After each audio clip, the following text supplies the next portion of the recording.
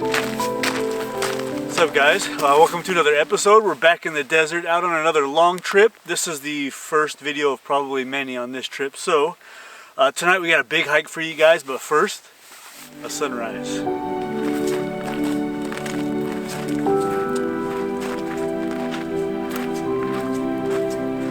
Sunrise in like a newer location is so tough. Showing up in the dark and trying to find something before the sun comes up. Another cloudless sky to start the trip, but the forecast is looking good for the next few days, hopefully. Yeah, either way, this is it's nice to be out. It's freezing cold. We had the propane on in the heater, propane heater on last night in the RV, and the cats were under the covers, and love that trailer. What's happening? I had a shot planned for once the sun comes up, but I'm going to take that here in a minute. We have some nice light on some mountains way off in the distance and some chollas, so I think I'm going to take that shot. I use a long lens. I think I'm going to stick with a long lens this morning. So the shot that I have in mind is a shot of all the cholla cactus when they're being backlit. So what I'm probably going to do is find an area, which there's an area right over here where I'm up a little bit higher, and then there's like a valley, and it's just full of cholla cactus. I'll wait for the sun to come up so all those nice chollas are backlit. So it's some of the shot that I've been kind of wanting to do for a while in this location because of how many chollas there are. So I'm excited for that one, but for right now, there's like I said, really nice light over here, so I'm going to take a shot. It took me a while to set up for this photo right here. I was adjusting my tripod a few times, up and down and left and right.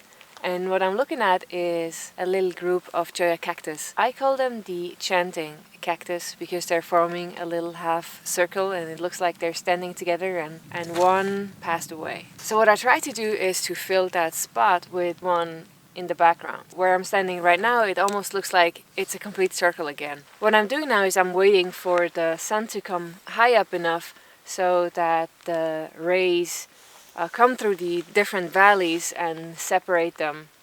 Right now it looks like one big mountain range, but it's actually not. It's actually different valleys. Well, I wasn't expecting really to get a good shot this morning. As soon as the light popped up over the mountain, all these chollas lit up, and then the background there's these really jagged peaks, and then that sunlight coming through the valleys there, like Chris was saying. I took two shots, one pano and one with these chollas in the foreground that kind of mimic the mountains in the background. On one side you had a group of chollas coming up, on the left side there was another one. It turned out really nice actually. I like it. I like the contrast between the chollas and then the dark mountains, but you got that light coming through. Now it's time to head back for second breakfast.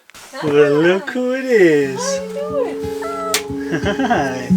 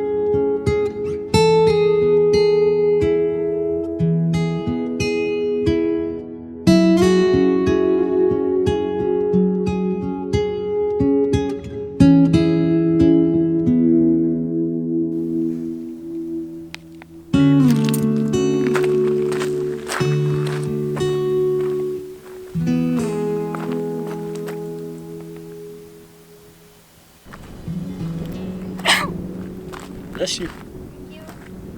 Once again, I feel like this is a recurring theme in every one of our videos. Not a cloud in the sky. Oh, gotta love it, gotta love it. Anyway, I can either get really depressed about it or figure something out here. I feel like over the past few months, I've just become a professional at just not even caring about the sky anymore. What I have in front of me, I can't wait to show you guys. It is absolutely beautiful. 52 degrees right now. 52 degrees Fahrenheit. That's enough to make me so happy. Absolutely perfect weather. I could probably get away with wearing a t-shirt, but it's nice to be able to put a jacket on. Here in Arizona, it gets hot all the way up until the beginning of November. We're in December now. It's just nice to have a jacket. So, all right, we're gonna hike out here a little bit. Man, this is beautiful. Check this out.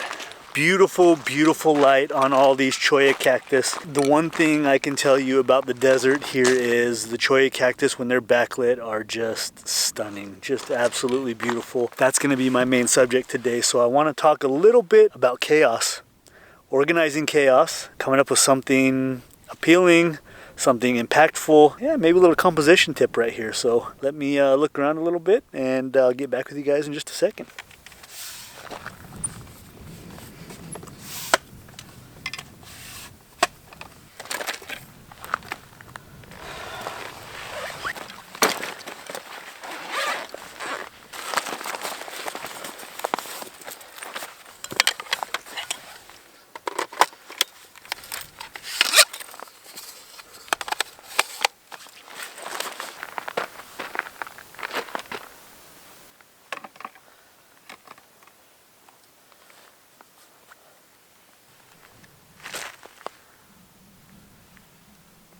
It's so hard sometimes, you know, with no clouds in the desert, because everything's more or less flat.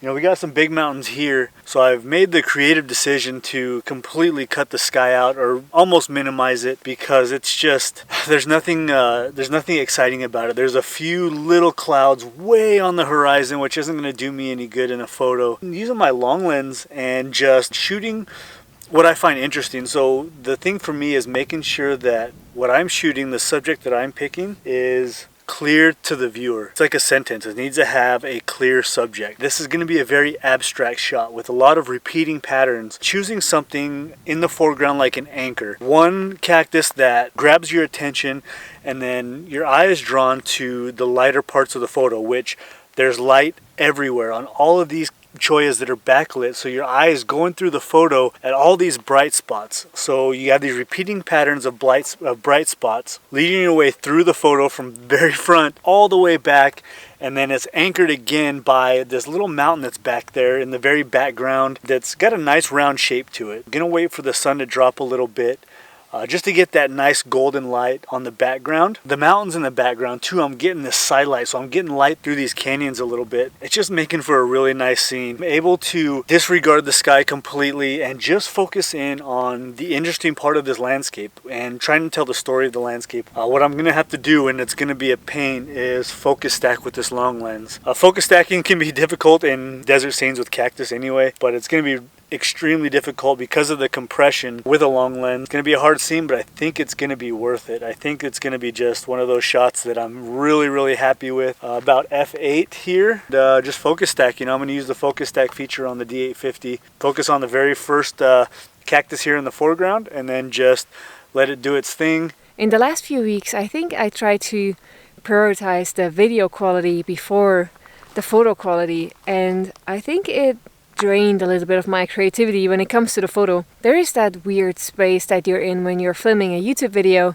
and at the same time you're taking a photo. It feels like I have to prioritize one of them, and in the last few weeks it was usually the video that I prioritized, and that I tried to come up with a good video idea. And I feel like my photography lacked during that time, and I didn't feel very inspired. And I think inspiration is something that comes and goes. You can tell when you have it, but it's hard to find inspiration when you don't have it. It's like motivation. If you don't have it, you can just, magically make it appear. You have to find ways how you can get your creativity back. Mike did take a photo the other day, and I liked it a lot. He showed it to me just today on his computer. I tried to put my own spin to it. I took his photo as inspiration for something that I can come up with, and I think today this is what I'm trying to do. And then another thing I tried to do was watching some of Thomas Heaton's videos. I'm sure you guys know who he is, and if not, we'll leave a card up here to his YouTube channel. But it helps me to concentrate on what is important to me in my photography, and that is simplicity. I have found a composition here. I was looking for something without the big ocotillo cactus. These are the ocotillos. I tried to find a composition without any of the ocotillo cactus interfering with the sky. So I didn't want any of the fingers of the ocotillo reaching up into the sky. But it was almost impossible to do so. I decided that I will integrate it completely to my photo just because it was so hard to find a scene without the ocotillo interfering with the sky. So I was specifically looking for a scene with the ocotillo interfering with the sky. And I think I found a scene right here that I really like. It is 3 of the ocotillos, and I'm almost completely getting rid of the sky. I'm just cropping just above the horizon just to have some of the atmospheric glow in the distance in my photo, and the rest of the sky I completely cut out because there's really not anything going on in the sky. Well, I'm taking a pretty big risk here. I'm putting all of my eggs into one basket. Now, I did already get the shot that we talked through earlier. I am so happy with that shot. I honestly, it's not as big of a risk as I'm making it out. I might be being a bit of a drama queen. Technically, I'm not taking a huge risk because that shot I just got, I am so happy with. So this mountain here, this peak in the middle, first off, it reminds me of Mount Fitzroy, which is what we named our cats after, Fitzy and Roy. And with this mountain here now, when you go back towards our camp and look at this mountain, this peak is actually so much higher than these ones right here in front of me. What I'm hoping happens is when the sun gets down low, these mountains are actually going to fall into shade, and there's no longer going to be light hitting, but there's still going to be light on that big mountain there. So what I've done is, with my long lens, I'm at about 100 millimeters. I'm framing this mountain with these 2 what are going to be dark mountains, I'm hoping, and then just this mountain's going to be lit up. It's clear sky, but that's not a big deal because I'm zoomed in and the focus is going to be on this particular peak, and what I'm hoping is going to be the light. Crossing my fingers that this happens. Alright guys, I was right, it's happening. Woo! I love being right. I should do that more often.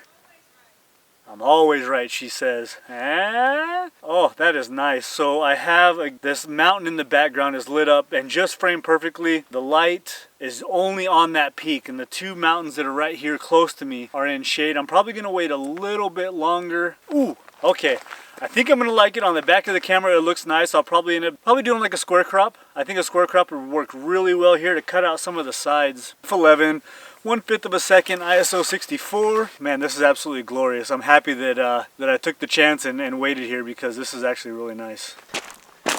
How'd you make out? Oh, good. That was so quick. I had a second composition planned, but sun was already down. What about you? I think I got some good shots, but now, more importantly, dinner! Yeah, feed the cats and feed the wife.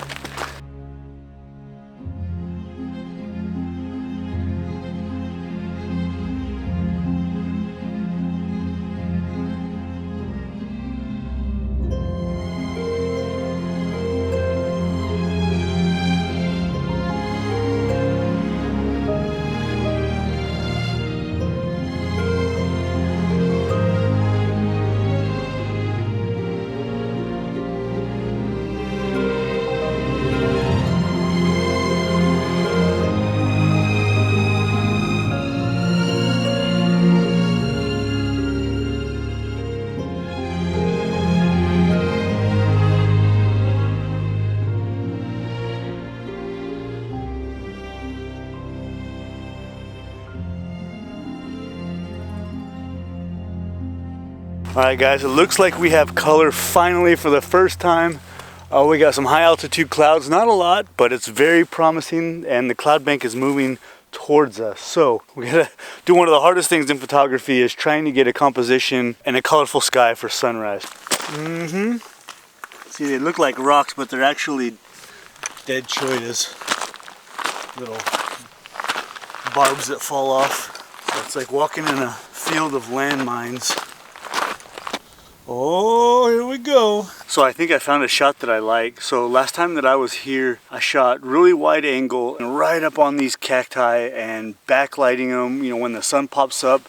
The sun's going to be coming up off to the south a little bit further this time. There's some big mountains here, so the sun won't actually be up for a while after the actual sunset. What I'm doing instead is not such a complicated scene. I don't want to get way up close and have to, you know, focus stack a bunch of photos and then exposure blend because I'm shooting these mountains that are backlit. What I'm hoping to do here is have a little bit more simpler scene, so I pulled myself away from the cactus and not getting right up on it, right up close, you know, those big wide angle shots. I'll show you the shot that I took last time.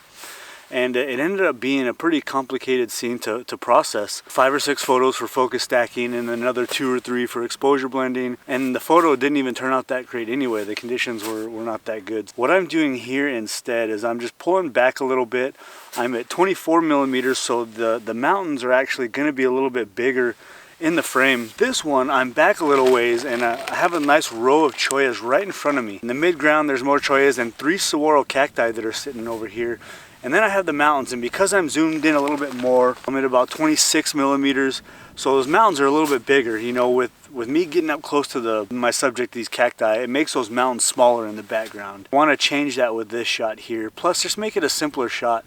I can focus, you know, 1/3 into the frame at like f11, and I'm gonna have everything in focus, and everything's gonna be sharp. So I can just concentrate on maybe having to do 1 extra exposure for the sky, maybe, but I don't really have to worry about it too much. So and I like the look better. I got some nice clouds in the sky. I like the way it looks much better than my last shot too. So I think that's what I'm gonna do.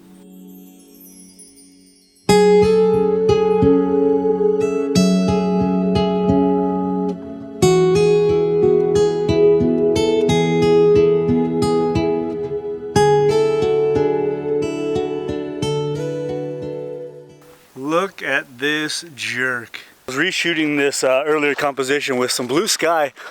I love the clouds. The clouds are much better right now, and Chris is doing the same thing.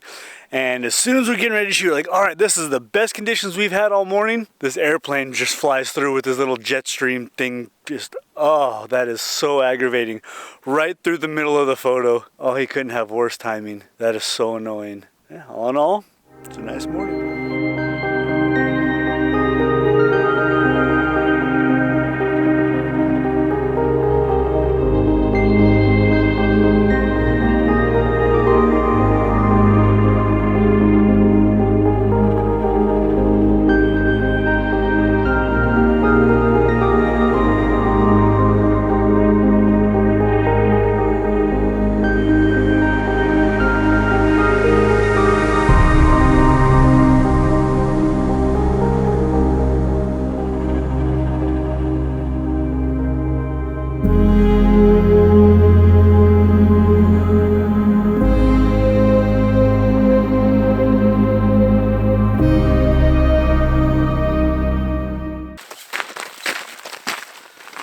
What's up, guys? We're back. Thank you for damn, that was terrible.